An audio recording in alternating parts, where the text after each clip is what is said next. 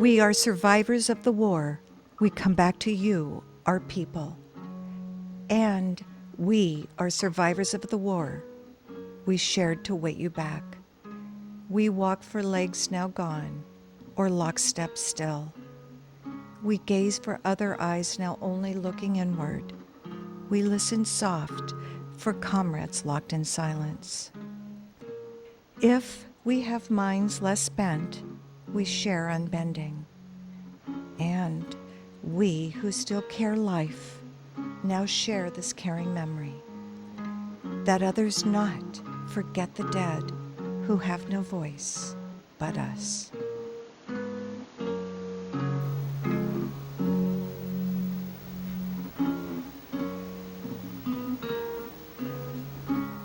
Hi, I'm Grant Gillum, and welcome to Vet House Voice, where we outreach, educate, and chronicle events of concern to veterans, their families, and the caring community.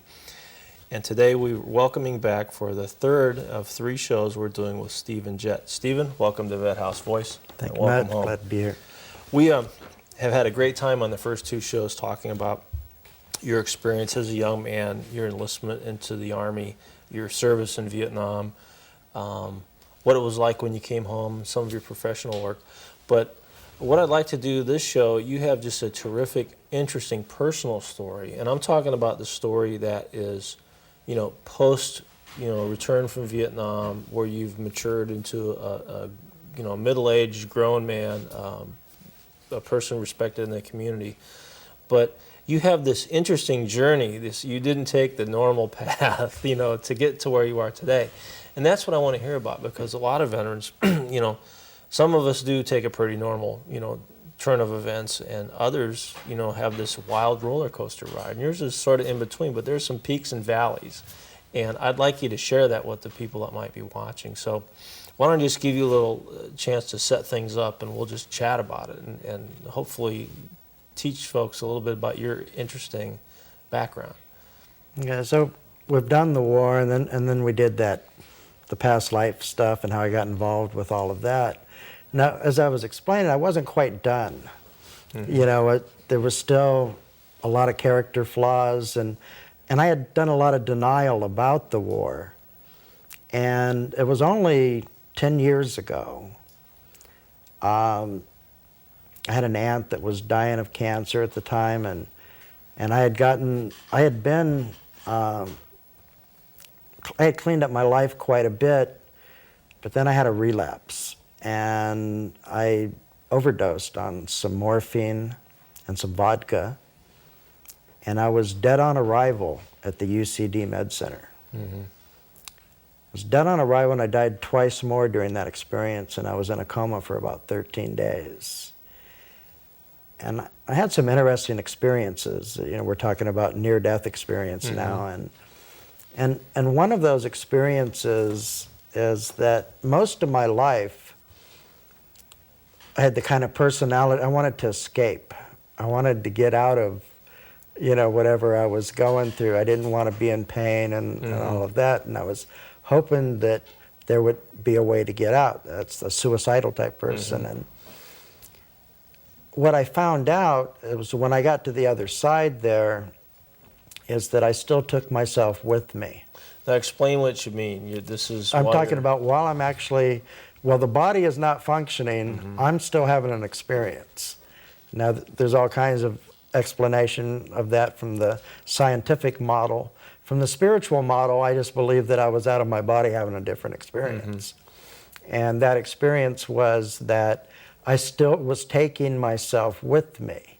In other words, that it wasn't going to work as an escape. It was going to be the same stuff, just in a different plane of existence. Absolutely, that I wasn't going to get out of it. And so the real point of telling this part of the story, though, is because this is when my life really changed. Mm-hmm. These last 10 years is when it skyrocketed. And what I mean by that is, when I got out of that hospital, I went immediately to a Veterans Resource Center. And actually, because I was not too together right in, because I had been devastated. I had lost about 40, 50 pounds. I was, a little hazy. It was like coming back from a war again. Mm-hmm.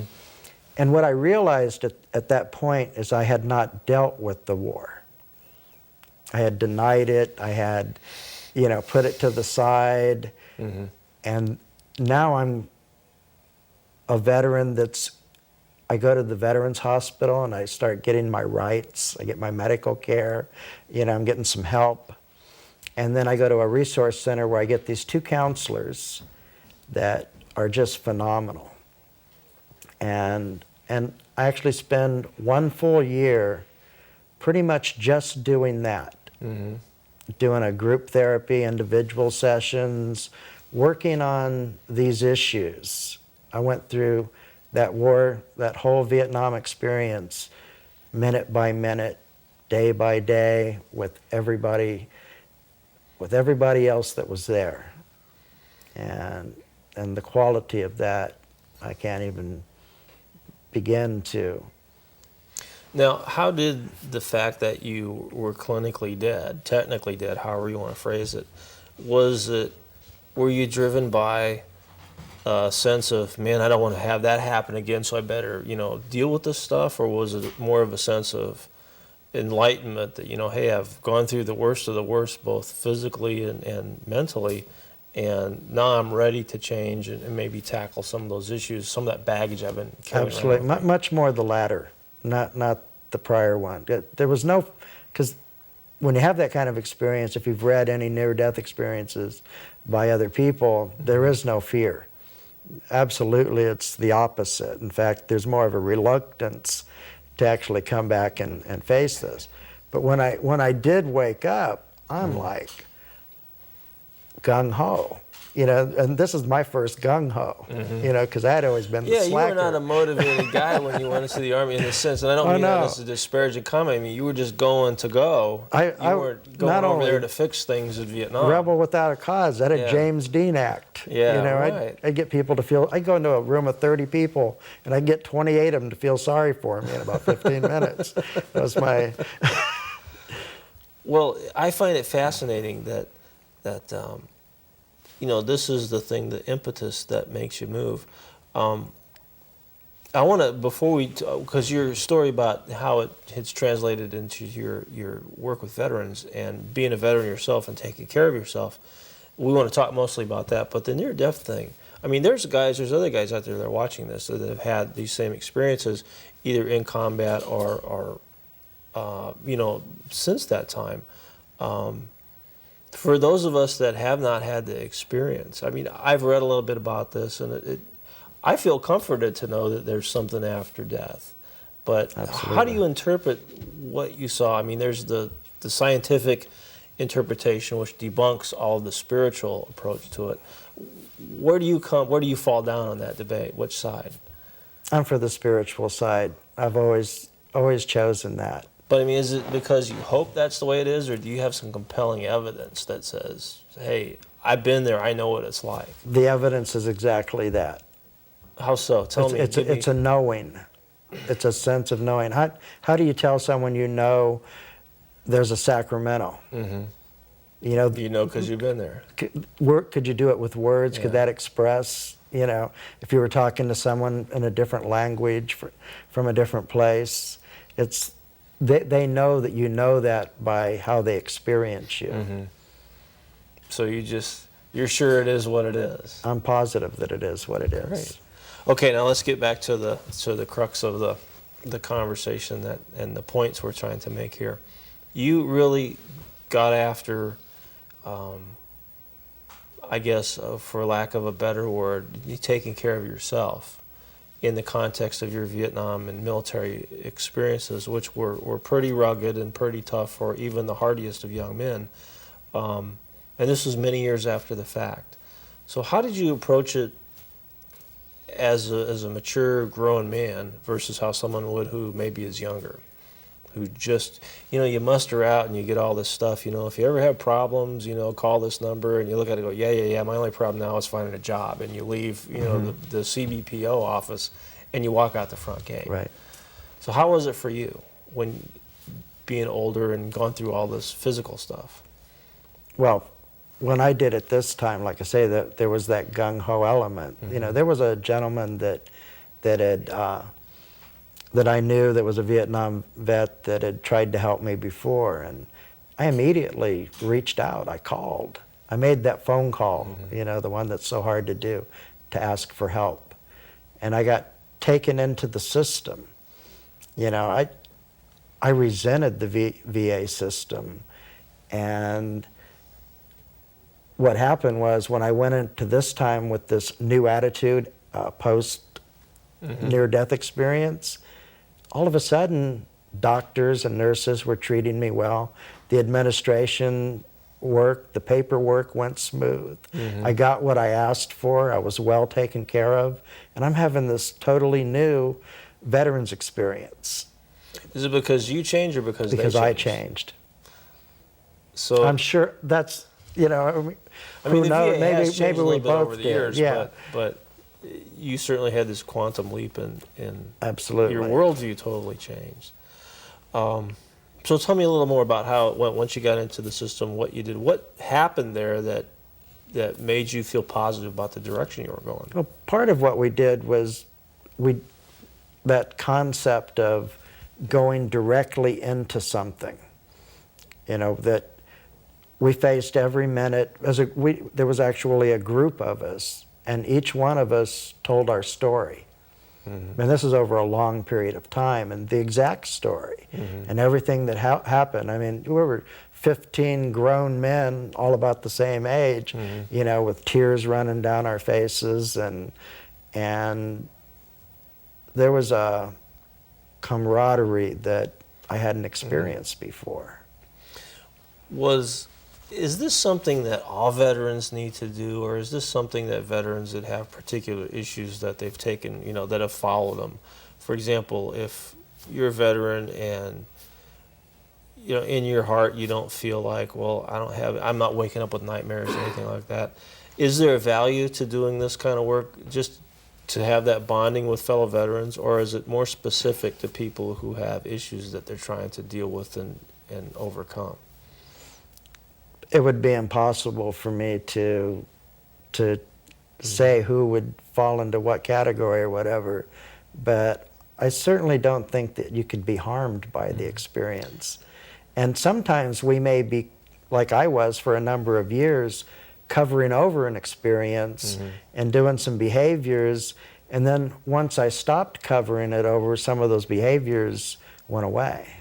It would seem to me that a person sitting around thinking that, you know what, I'm just not hitting on all 8 cylinders here, and I really don't know why. I'm a sharp guy, went to school, did my job, did what I was asked to do, but I'm just not quite in the groove, and enough time has gone by that I should be able to master my job or master my personal life a little more. Or it seems to me like that's the person that finds that this might be helpful.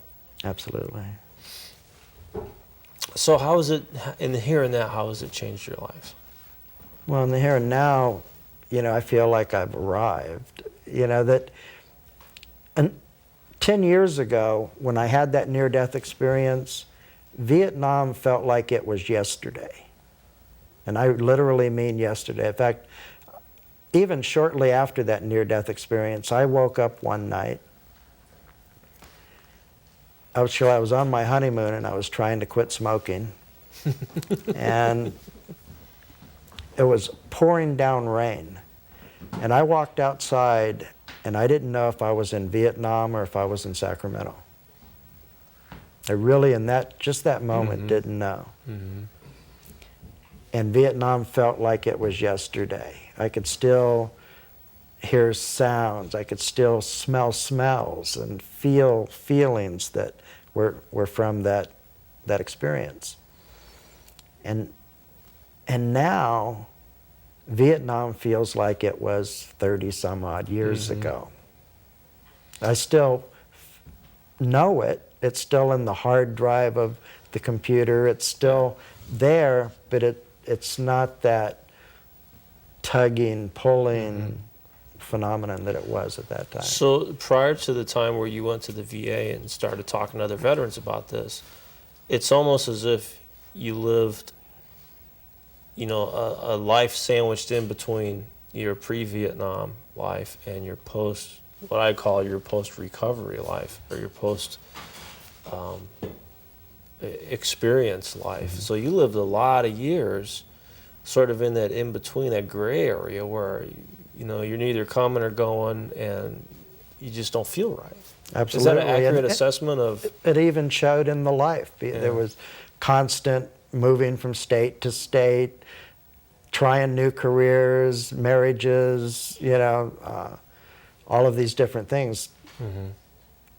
There could be no, and for 10 years now, I've been stable. I've been settled, not that that's necessary. Describe stability in the concept of in the context of what you're talking about. Stability means that I'm constant for my, I have a phone number that I've had for 10 years, mm-hmm. and people can call it and they know I'm there for them, and people do. They call me in the middle of the night if they're in trouble. There's a consistency with my moods and attitudes, mm-hmm. and that doesn't. So it's a mental as well as physical, and where you're sort of fit in now. I'm home. Yeah. They say welcome home. I'm actually home in here now. I'm actually feeling that, I'm part of this thing. There must be a real sense of relief from being in that agitated state, which goes on for many veterans for years and years, and some of them, unfortunately, their whole lives, to being in a state of that post-agitation where you finally have a handle on all this stuff. And not to say that there isn't more work to do always in life, but at the same time, you are so relaxed and so comfortable that we've spent a lot of time together now, and it's certainly, you do not look at first blush like a person who has lived this very difficult life. You look like a guy who's kind of coasting and enjoying life, mm-hmm. and I sense that about you. And is that do you feel that way inside? Pretty much, yeah. Good. I just think that it's a phenomenal change that is available to all veterans if they sort of get that first, without having to have the near-death experience like you had. Do you resent the fact that you went to Vietnam and you were in the Army and they made you do stuff you didn't want to do, and then afterwards you came home, people treated you terribly, and you lived all these years? Do you ever feel like you wasted your life, or is there a sense of anger and resentment that goes along with that? Is that a typical feeling? That was the beginning feeling, mm-hmm. and that feeling is so alien to me now. Because once again, I keep speaking of that psychic change that mm-hmm.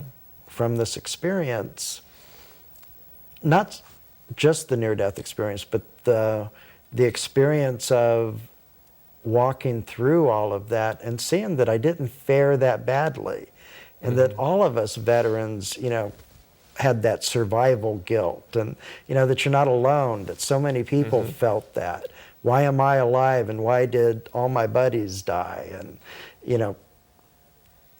when you hear 15 other men in the same group all say that same thing, then you know that that's a common trait, and mm-hmm. that it's something that we can get over. Because I certainly wouldn't hold it on anybody else, where for me personally, I was beating myself up with it. Yeah.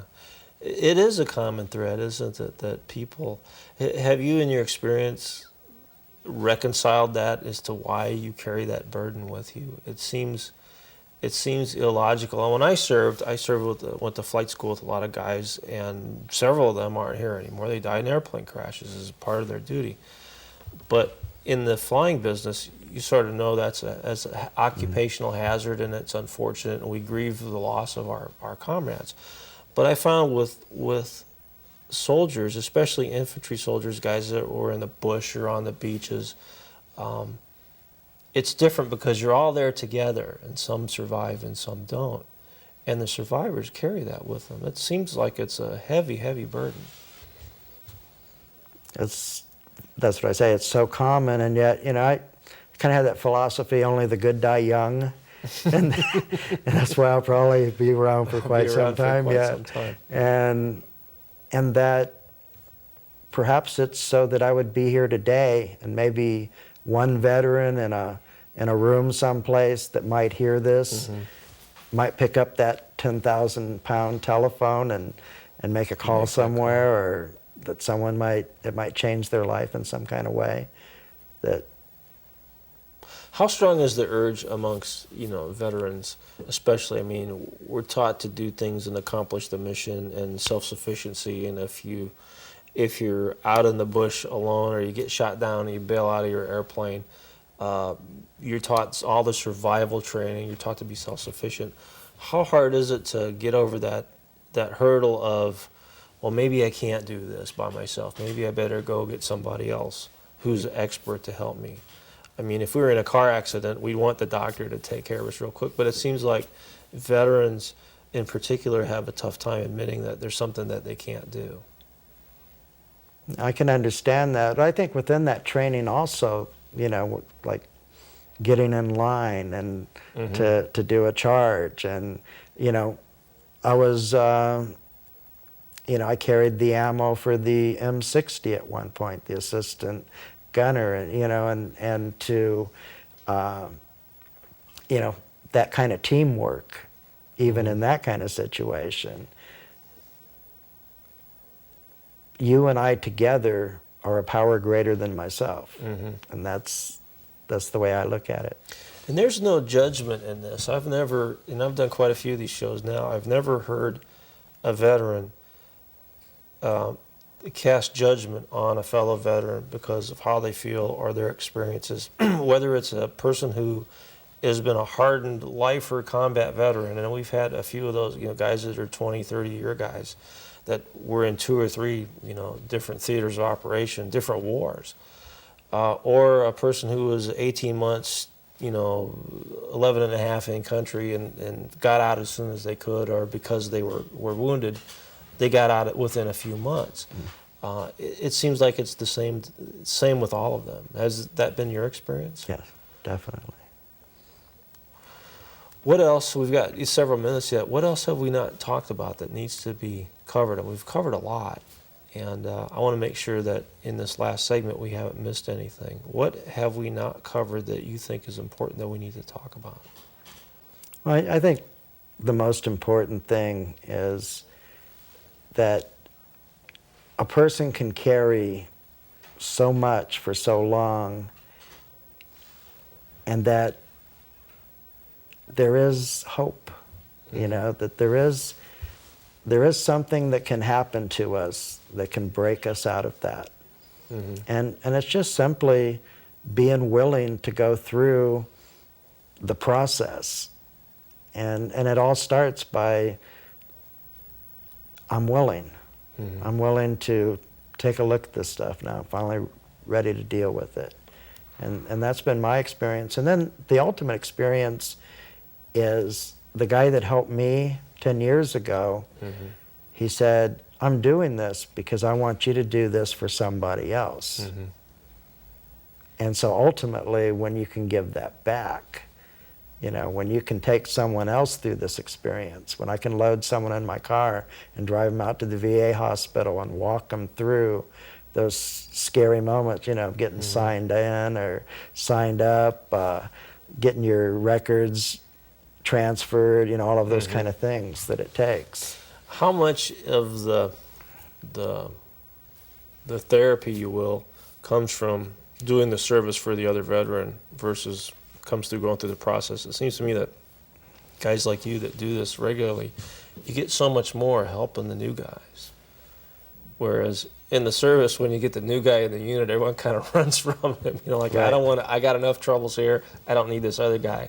It's just the opposite, isn't it? Absolutely. It seems like you almost get more from being the helping hand and sharing with the new guy than from being the new guy and getting the benefits of all the services. Absolutely, because it basically uses, I feel like I study what I call universal law.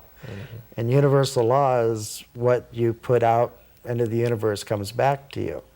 And so if you're in that process, you know, the cost of giving is receiving, you know, and that's all there is to it. Now, do some guys reject this? Absolutely. What happens to them? You just have to let them reject it. You know,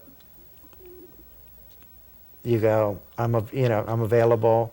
It's, I guess, what would be the word, planting a seed, you know. Guys have a strong sense of, I can do this on my own still. Right. But once they get it, I guess it's... Or not ready yet, not willing. Had you not ended up in the hospital and, you know, been pronounced clinically dead, how do you think your life would have gone if you'd have, that one night where you just, you know, you drank that one last shot of vodka, and put you over the, physiologically, it put you over the edge. How do you think your life would have gone?